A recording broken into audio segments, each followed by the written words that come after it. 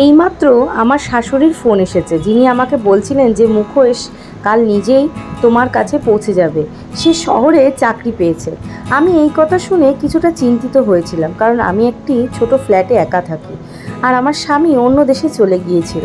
আমি শহরে থাকতে চাইনি, কারণ আমি গ্রাম থেকে এসেছি। আগে সৌরভের চাকরি ছিল শহরে। আমাদের বিয়ে হওয়ার সাথে সাথে আমাকে শহরে নিয়ে এসেছিল, কিন্তু তারা কোম্পানির লোকজন তাকে অন্য দেশে পাঠায়। আমি তাকে অনেক বলেছিলাম আমাকে গ্রামে ফেরত পাঠাতে। আমি আমার শ্বশুরবাড়ির সাথে থাকবো, কিন্তু সে বলল না, তুমি আমার এই ফ্ল্যাটেই থাকবে। গত 3 মাস আমি ফ্ল্যাটে একা থাকি। এখন আমার আশেপাশের লোকজনের সাথে আমার বেশ পরিচিত হয়ে গিয়েছিল, আমার মনও বসে গেছিল। কিন্তু আমার দেওরের আগমনের কথা শুনে আমি চিন্তিত হয়ে পড়েছিলাম।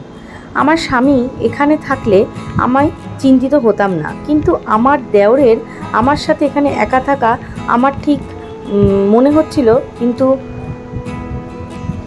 আমি আমার শাশুড়িকে বারণও করতে পারিনি। রাতে সৌরভ ফোন করলে আমি ওকে আমার শাশুড়ির কথা বললাম।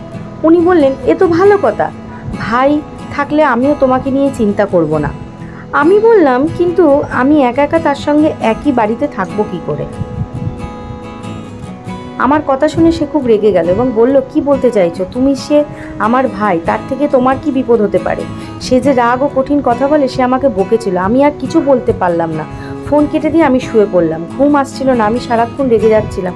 মুকেশ আমার বাড়িতে আসা এবং এখানে থাকা আমার সহ্য হচ্ছিল না। মন করছিল আমি আমার শাশুড়ি মাকে ফোন করি এবং তাকে সাফ জানিয়ে দিই মুকেশের এখানে থাকার দরকার নেই। শহরে হোটেল আছে, সে যে কোনো হোটেলে গিয়ে থাকতে পারে, কিন্তু আমি এটা বলতে পারিনি। আমার লালন পালন এমন হয়নি বড়দের সাথে এমন অভদ্রভাবে কথা বলা, যদিও আমি ভিতরে খুব রাগ করছিলাম। আমি তাকে খুব একটা চিনতাম না, কিন্তু যখনই আমাদের বাড়িতে কোনো অনুষ্ঠান হতো বা আমার মায়ের বন্ধুর বাড়ি যখনই কোনো অনুষ্ঠান হতো, তখন সবাই জড়ো হতো এবং আমি সৌরভের সাথে দেখা করতাম। সে খুব শান্ত মানুষ ছিল, কিন্তু মুকেশ ছিল তার ঠিক উল্টো। তাদের আশেপাশে মেয়েদের সাথে হাসি খুশি কথা বলা এবং তাদের আশেপাশে ঘোরাঘুরি করা, অনেক ঠাট্টা করা তার অভ্যাস ছিল। আমরা যখন ছোট থেকে বড় হলাম, পড়াশোনা শেষ করলাম, আমাদের বাবা মা মিলে আমাকে আর সৌরভকে বিয়ে দিয়ে দিল। আমাদের বিয়ের খুব বেশি সময় হয়নি, আমাদের বিয়ের মাত্র 4 মাস হয়েছে। সৌরভের একটা জিনিস আমার খুব অদ্ভুত লাগছিল। সৌরভ বিয়ের প্রথম রাতেও আমাকে স্পর্শ করেনি। সে বলল, ছোটোবেলা থেকে আমাদের বিয়ে ঠিক হয়ে গেল, আমরা একে অপরকে ভালোভাবে চিনতে পারিনি। আমি চাই একে অপরকে আগে চিনতে বুঝতে।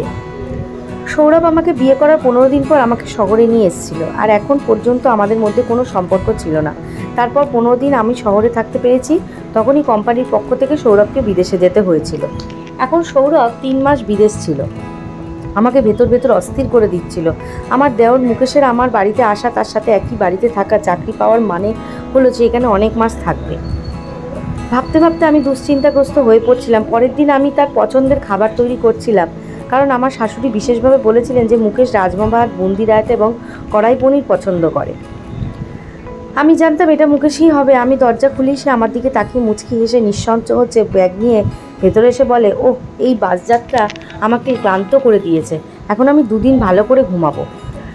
আমার এই ফ্ল্যাটের 2টি রুম ছিল। আমি অন্য রুমের দিকে ইশারা করলাম, এর মধ্যে তেমন আসবাবপত্র নেই। সেই রুমের দিকে তাকিয়ে বলতে লাগলাম, আমি এখানে থাকতে পারবো না, এমন করো তুমি এখানে ঘুমো, আমি শুধু বিছানায় ঘুমাই। সে কী ভাববে যে আমি আসার সাথে সাথে বৌদি আমার সঙ্গে ঝগড়া করা শুরু করে দিল। সে আমার থেকে মাত্র 1 বছরের ছোট ছিল, কিন্তু ওর উঁচু লম্বা কাঁধের জন্য আমাকে ও মার চেয়ে বড় মনে হতো। আমি প্রথমবার তোমার হাতে রান্না খাবার খাচ্ছি, কারণ তুমি বিয়ের পরপরই শহরে এসেছিলে। এই কথা বলার পরে সে বলতে লাগলো, তোমার জন্য একটা গিফট নিয়ে এসেছি, এসো দেখাই। কোনো দ্বিধা ছাড়াই সে আমার হাত ধরে রুমে নিয়ে গেল। আমি রেগে বললাম, আমার হাত ছাড়ো। সে বলল, আগে তোমাকে গিফটটা দেখাতে দাও। তারপর সে আমাকে একটা অভিনব স্যুট দিল, এটা তোমার জন্য। কিন্তু আমি জানতাম না যে আমি আমার জীবনকে নরকে ফেলে দিয়েছিলাম। রাতে মুকেশ রুমে ঘুমিয়েছিল এবং আমাকে ড্রয়িং রুমের সোফায় শুতে হয়েছিল। আমি ভেবেছিলাম যে পরের দিন আমি তাকে বলবো যে আমার রুমে অভ্যস্ত, যদি তোমার অসুবিধা না হয় তুমি সোফা হলে সরিয়ে দিয়ে ড্রয়িং রুমে থাকার ঘর বানিয়ে নি।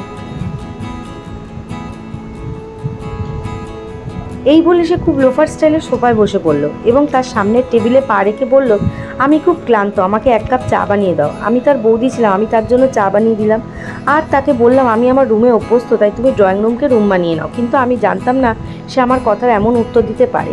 সে বলল, তুমি চাইলে আমরা একই ঘরে মানিয়ে নিয়ে থাকতে পারি। এটা শুনে আমার মনটা ঘুরপাক কাটছিল। আমি তার দিকে রাগ করে তাকালাম, তারপর সে হাসতে লাগলো এবং বললো আমি মজা করছিলাম। আমি উঠে রান্নাঘরে যেতে লাগলাম। সে আমাকে বললো, যাই হোক, তুমি রেগে গেলে খুব সুন্দর লাগে। কথোপকথন অসম্পূর্ণ রেখে সে দুষ্টুমি করে হাসতে লাগলো। আমি জানতাম সে কী ধরনের কথা বলতে অভ্যস্ত, এমনকি তার এইভাবে কথা বলে অন্য লোক বিরক্ত হয়ে উঠলেও সে থামবে না।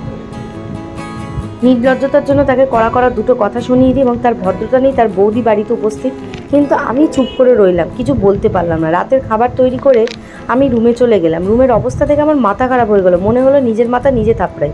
তারপর জামা কাপড় সারা ঘরে ছড়িয়ে আছে, কোথাও তোয়ালে, কোথাও জুতো। আমি যতটা পরিষ্কার পরিচ্ছন্নতা পছন্দ করতাম সে খুব নোংরা লোক ছিল। আমি তার সব কাপড় খুলে ধোয়ার জন্য মেশিনে রেখেছিলাম, তারপর ব্যাগটি বন্ধ করে বাইরের হলে রেখে দিলাম। পরের দিন সে রুমে বিছানা নিয়ে আসে। পরের দিন মুকেশ বাড়িতে আসার আগে আমি খাবার রান্না করে রুমে গিয়ে রুমের দরজায় তালা দিয়ে দিয়েছিলাম। আমি যখন দরজা খুললাম তখন সে বলতে শুরু করলো, দয়া করে খাবার দিন টেবিলে, আমি অনেকক্ষণ ধরে ক্ষুধার্ত এবং তুমি এমন একজন বাইরে একজন ক্ষুধার্ত তৃষ্ণার্ত লোক বসে আছে, যে কোনো খাবার রাখুন। আমি বললাম, সব কিছু প্রস্তুত, তুমি একটি প্লেট নিয়ে খাও, তুমি নিজেও করতে পারো। আমার কথা না শুনে সে মাথা নেড়ে বললো, আমি অনেক কিছু করতে পারি, কিন্তু এই বলে সে আবার হাসতে লাগলো। তার এই হাসিটা আমার কাছে বিষাক্ত মনে হলো। তারপর সে আমার কাছে একটু এসে বলল, আমি এসব করতে অভ্যস্ত নেই, তাই কষ্ট পাবো, কিন্তু এইসব তোমাকেই করতে হবে। চলো তাড়াতাড়ি এসে খাবার পরিবেশন করো, আমার খুব খিদে পেয়েছে। তার সামনে বসে আমার খেতে ইচ্ছা করছে না, তাই আমি আমার প্লেট তৈরি করলাম, আমার ঘরে যেতে শুরু করলাম। সে তখন বলতে শুরু করলো, কী ব্যাপার, এখানে আমার সামনে বসে খাবার খাও, আমি তোমাকে খেয়ে ফেলবো নাকি? এমনিতেও আমি নিরামিষাশী, তাই তোমার নিরাপদ বোধ করা উচিত যে আমি তোমাকে খাবো না। এই বলে সে হেসে ফেটে পড়লো, বলল, তুমি আমার বৌদি, কিন্তু তুমি আমার সাথে কথাও বলো না, কিছুই বলো না। আমি খুব বিরক্ত হয়ে গেছি। আমার তো মনে হয় ভাইয়া এই জন্য অন্য দেশে পালিয়ে গেছে, কারণ তুমি নিশ্চয়ই তার সাথে এমন আচরণ করছো, সেই জন্য সে তার জীবন থেকে জীবন বাঁচিয়ে দূরে চলে গেছে। তোমার নিজের কাজে মন দিলে ভালো হয়, তুমি খাও, আমি কোথাও বসে আছি, আমি কি করি কি না করি এতে তোমার কিছু যায় আসে না।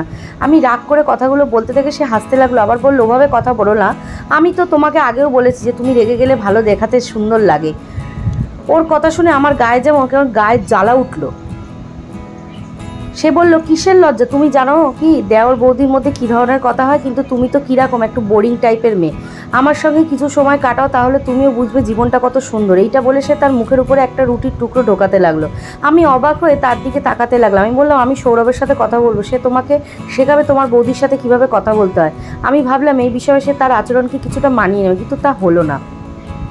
একদিন সন্ধ্যায় মুকেশ যখন অফিস থেকে বাড়ি এলো তখন সে বলল, শোনো, আমার প্রচণ্ড কষ্ট হচ্ছে, মাথায় ব্যথা, এমনটা করো, আমার মাথায় হালকা মালিশ করো, তারপরই আমি খাবার খাবো। ওর কথায় আমি রেগে গিয়েছিলাম। উনি এমন কর্তৃত্বের সাথে কথা বলতেন যেন উনি আমার স্বামী আর আমি তার স্ত্রী। আজ পর্যন্ত আমাকে কখনো সে বৌদি বলে ডাকিনি। আমি তাকে বলেছিলাম পেইন কিলার খেতে, কিছুক্ষণ পর খাবার খেতে, যখন মাথা ব্যথা বন্ধ হয়ে যায়, কিন্তু সেও অনড় হয়ে বলল, না, তুমি শুধু আমার মাথায় মালিশ করবে, তবেই আমার মাথা ব্যথা সেরে যাবে, তবেই আমি খাবার খাবো, না হলে ক্ষুধার্ত ঘুমাবো। আমি বাধ্য হয়ে তার রুমে গিয়ে তেলের বোতল দিয়ে তার মাথায় হালকা করে মালিশ করতে লাগলাম।